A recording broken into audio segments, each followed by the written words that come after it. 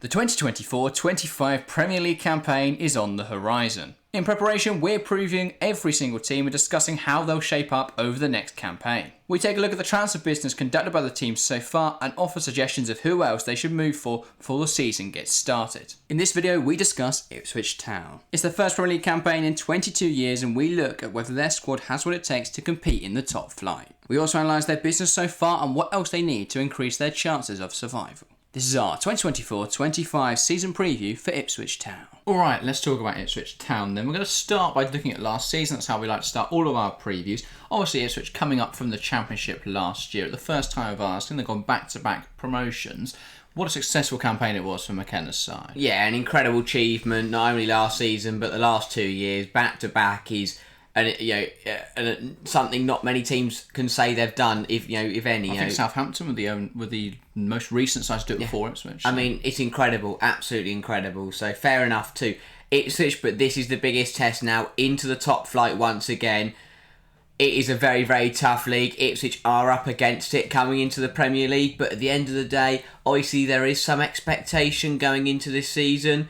But realistically, if they go down, they go down. I don't think many fans, if they put up a fight and they still go down, I don't think many people will complain. But they're going to give it a go. They're a decent side on their day. They're going to try and come into the league, cause teams problems. But I think overall, the success of last season is what overrides everything.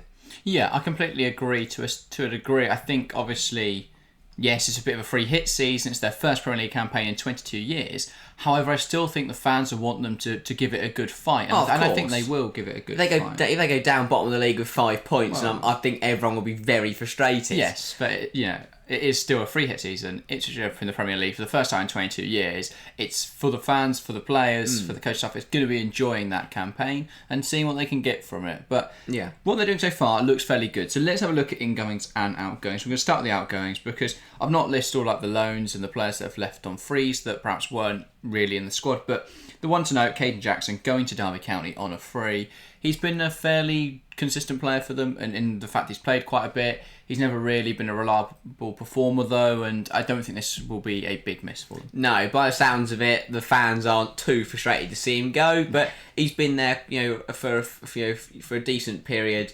He's gone. He'll have fun at Derby. Yeah, definitely. The big thing for me that indicates Ipswich performance last season is that there's not been anyone interested in their squad. Similarly to when Luton came up last year, they didn't make many sales, and then it can be a bit difficult, therefore, to go and make signings because you've not lost anyone. So, yeah, I don't think so. Obviously, there's not been many sales yet. We could still see some, but they're not going to be for key players. So, yeah, that's going to be interesting, therefore, to see how they can invest money.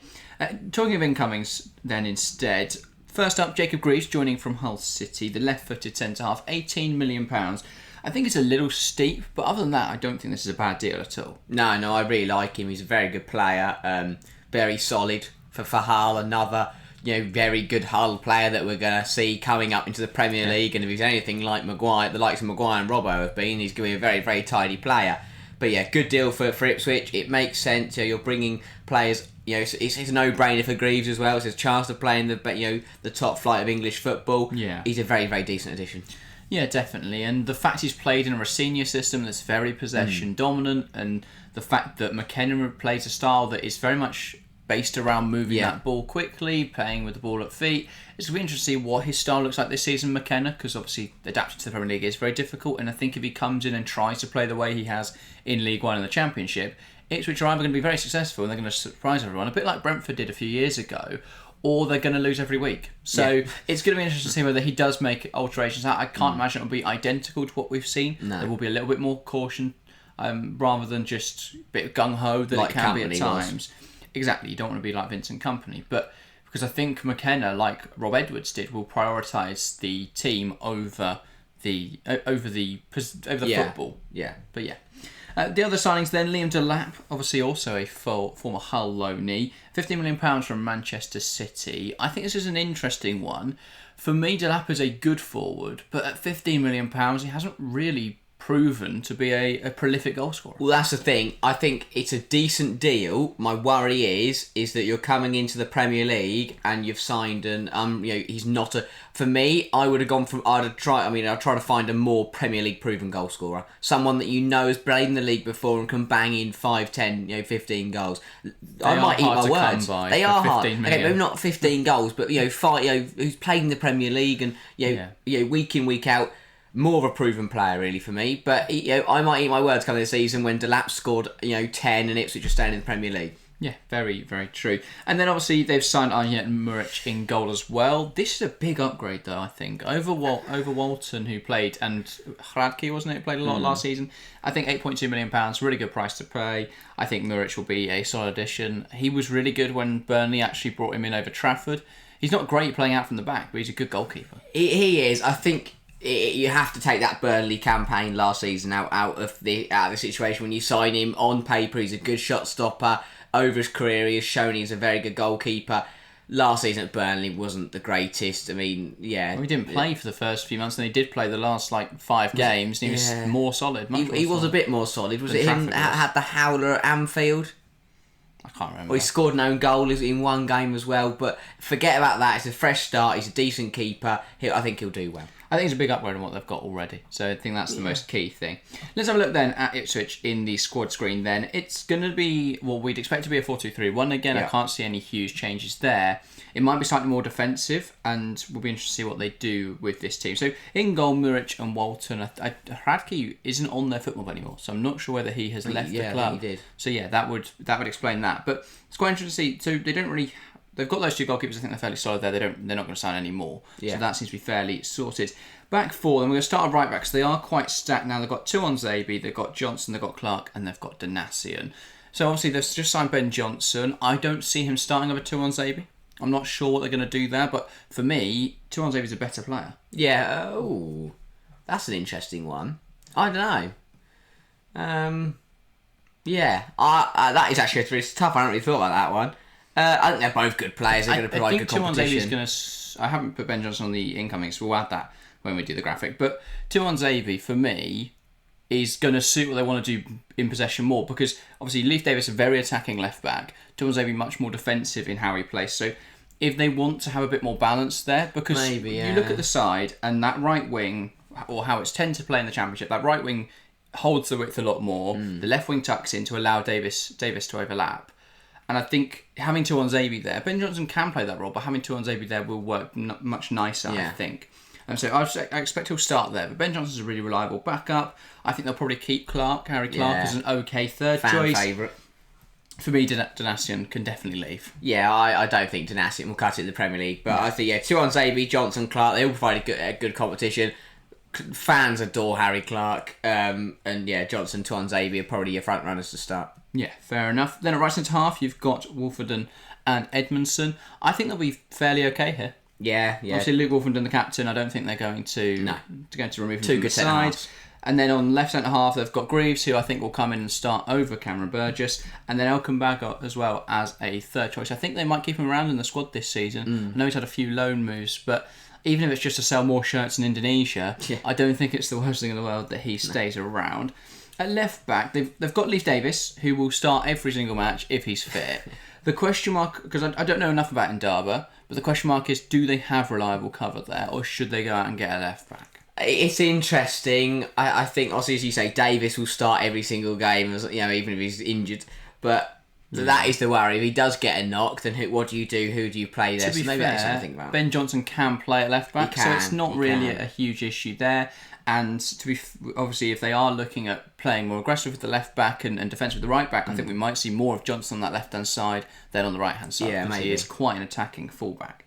Looking at midfield, then they've got Luongo and Jack Taylor, and then they've got Morsey and Cameron Humphreys. Humphreys is someone who hasn't played a whole lot of senior football, so it'll be interesting to see how he adapts to the league. But I think Luongo and Morsey was a solid pivot in the Championship. It's really strong. Again, how that will show in the Premier League is going to be interesting, because I don't know if they are Premier League level midfielders. Yeah. And it's going to be interesting whether they can make that jump up. I'm intrigued. As you say, they were really good last season. I think they worked well together. If they can make the step up, then it's going to be a very, very solid midfield in there. Good rotation with Taylor and Humphreys. it's a decent mix. I think they're okay in there. Okay, to me, I think they should add another player, and we're going to touch on that in a moment when we look through who they should sign. Then into attacking areas. On left wing, they've got Amari Hutchinson. That's a big signing, £20 million in from Chelsea. They've also got Nathan Broadhead. However, Nathan Broadhead is going to miss the start of the season with injury. So he got injured in pre-season. I think he's out for the first few months. So I think another winger to just add a little bit more competition might be really useful. Maybe, yeah, definitely so, especially... if with Broadhead's injury, but when he is fit, that's two very high quality wingers. Hutchinson was brilliant on loan, made complete sense to bring him in on a permanent, and I'm sure he's got a really good campaign. Yeah, another one we didn't speak about in the transfers thing. Obviously, he was there on loan last season, so there's not going to be a huge difference there. I think that is a really nice addition to the side. Amari Hutchinson, £20 million. It's a good fee. I think he'll do well. But yeah, and I think if starting on that left-hand side, he could also play attacking midfield. So I don't think they need another attacking midfielder. You look there, they've got Chaplin, they've got Aluko. I don't think Aluko should play a single minute of Premier League football, but if he does, he does. And then obviously Connor Chaplin, you would expect to start in that role. I think if they were to bring... if it could be interesting. If Broadhead gets back from injury, I think we could see Broadhead left wing, Hudson in attacking midfield. Is Aluko not gone? He was in the Premier League. I thought he'd become a coach. He might be a coach, but he's on the Premier League app. Oh, okay. So we could play a coach and attacking midfield. But on the right wing, they do have Wes Burns. They only have Wes Burns out there, though.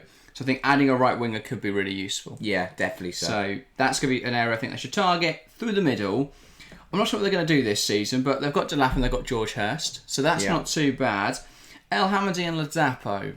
To me, neither of them are good enough for the Premier League. No. I think they'll probably keep one as a emergency option and probably sell the other. Yeah. Who would you lean towards selling there? They did only sign El Hamadi a year ago or something like that. Yeah, so. I think I would look to lose Ladapo, I think. But either way, I don't think it's going to matter too much if you keep which one you choose to keep, which one you choose to sell. Because they're not going to play. Fair enough.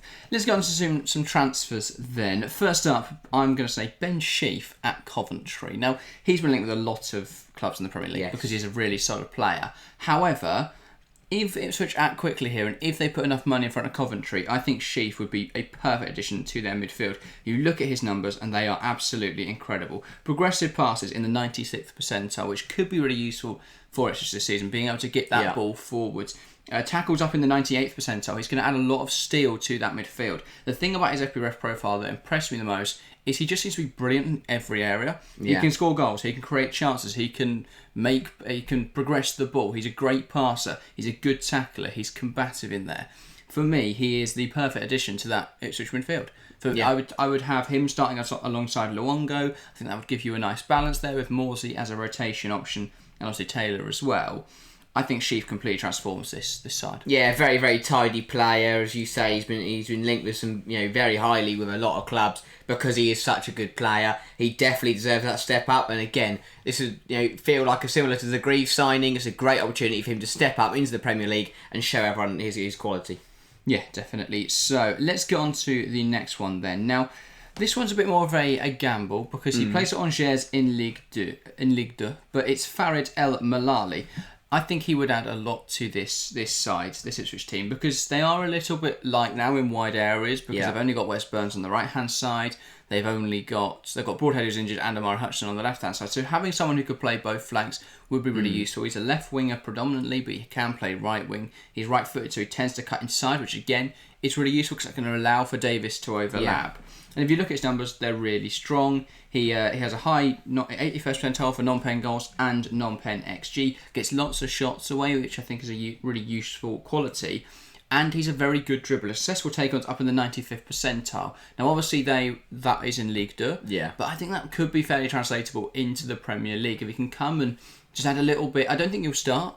But if he can come on those last 20 minutes and dribble at players, take people on, I think that would be a really useful addition for Ipswich. So, yeah, I think he'd be a good signing. Yeah, definitely. It's a bit more of a gamble, but he's not going to play every single week. So I think you can kind of take a bit of a risk on a player that is only going to play a bit of a bit part role in the squad.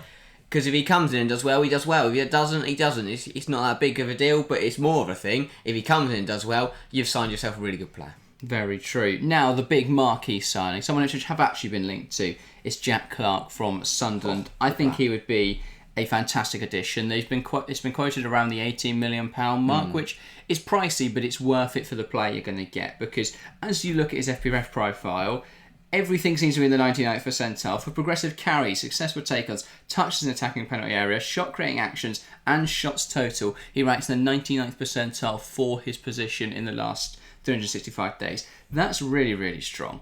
Then his non-pen goals, non-pen XG in the 97th and 96th percentile. That shows he is scoring a lot of goals, and he is getting in the positions to score a lot of goals. He's taking those chances. 97th percentile for expected assists. Now his assists are slightly lower. That doesn't concern me. Yeah. That just shows that other Sunderland players aren't very good. So he's a very good creator. They're just not putting the passes away. Yes, he doesn't really make progressive passes. He doesn't need to. He plays on the right wing. He gets the ball out there and he carries up the line. He's a really good dribbler. He's a decent finisher. He's a good creative player. And I think he'd be really useful for Ipswich to sign. £18 million. It's not a huge amount to fork out for him. I think he could be very key to Ipswich's chances of survival. Yeah, quality player. I mean, one of the best players in the Championship at the moment. He has been for a good few years. Yeah, he has been, and he's lethal. He can cause a lot of problems. He thoroughly deserves a step up into the Premier League. I'm sure there'll be a lot of clubs sniffing around, realising how good he is. If Ipswich could go in there and get him, that would be a big deal. And again, he bolsters the attack. He gives you a huge option on that right wing, and I think it'd be really good if he gets us out of the Premier League. I think he has the ability to perform, so it'd be a very good signing for Ipswich. Yeah, definitely. So I think he'd be a really nice addition, and yeah, I think Ipswich, they're not too far off being fairly competitive in the Premier League. I think it's going to be interesting to see how players adapt to their roles. I think Hutchinson's a Premier League player, though. I think Davis is a Premier League player. I think Tuan Zabi is good enough to play in the Premier League. I think Muric is good enough to play in the Premier League. For me, I think there's still question marks around other players, but it's not impossible they come up and do a job. You look at Sheffield United a few years ago, not last season, but when they first came up in 2020, under Wilder, they didn't have players who anyone was that familiar with. Players like John Egan and John Lundstrom, they're not household names. But they came in and they did a job. And that's what players like Wolfenden and Greaves and Morsey and Luongo could come in and do this season. Yeah. Because they're not going to be players who set the league on light. They're not going to be players that United are then spending £50 million on. But they are players that can come in and do a job for a year. And if by some miracle Ipswich Town do stay up, then that's the job done, because suddenly they're in the Premier League, they get another year of Premier League revenue. Undoubtedly, they'll be able to shift a few of their players for a bit of money, and then suddenly you can start to try and establish yourself in the Premier League. The first year is always the hardest, and in some regards they have got to be building to next season. That's what I think especially with El Malali, and obviously with Clark and Sheaf as well. They set themselves up for success next season if they do go back down. Because yes, they might sell those players on, but then that is a lot of money, or they keep them, and they're very, very good players in the Championship. So that's got to be in the back of Ipswich's mind, like it was with Luton last season, of if we do go down, is the squad going to be... You don't want to go spend loads and loads of money on players with high contracts, and then you can't shift them when you go back down, and it becomes a whole problem. So they've got to recruit smartly with that in mind. I think they have done so far, and if they keep that up, I think they'll put themselves in a really good position that they're either going to make a really good go of it and stay up this season, or they are going to go back down, but they'll be really strong next season in the Championship. Yeah, 100%. I mean, for Ipswich, they could be in the relegation zone for 37 match weeks, but if by the 38th they're out of it, they'll be absolutely chuffed with that. Of course. And that's all they want. That I think they will. Similarly to Luton, I think they're going to come in. I know Luton were working on a bit of a smaller budget, but I mean, similarly in terms of they're going to come into the league, they're going to give it a fight. I'm pretty sure they're going to be up there. Still battling away with 1-2 game weeks to go. They're not going to be down. Come March or April, they're going to give it a fight and a half. There are some teams in the Premier League which I think they can beat. There are some teams in the Premier League now that should be very concerned, and they need to be looking over their shoulder, because this Ipswich Town side, with a few additions that we've mentioned or other high quality players, could really make a good go of the Premier League. Yeah, I do think, again, because of those back-to-back promotions, they do find themselves in a position now where their squad is a little bit weird, because it's not built for the Premier League. So you have got a load of players who perhaps aren't good enough for this level. And so there are going to be question marks there as to how they handle that step up, how that is going to work for Ipswich this season. But it's good, because I do think with 1 or 2 injuries and suddenly Burgess and Edmondson are playing centre half. So it's the centre half partnership against Manchester City on a Wednesday night, and that would be a massacre. So that's going to be interesting to see what happens there. It will be. So that's going to be interesting to see what happens there. But I think for this season, it's about enjoying it and seeing what you get from it. If they stay up, then fair play. If they don't, I think they'll make a very good go of the Championship next year. But yeah, it's going to be interesting to see what happens at Ipswich this season. I'm sure it's going to be very interesting, regardless of whether they do stay up or go down. But yeah, should be a good one.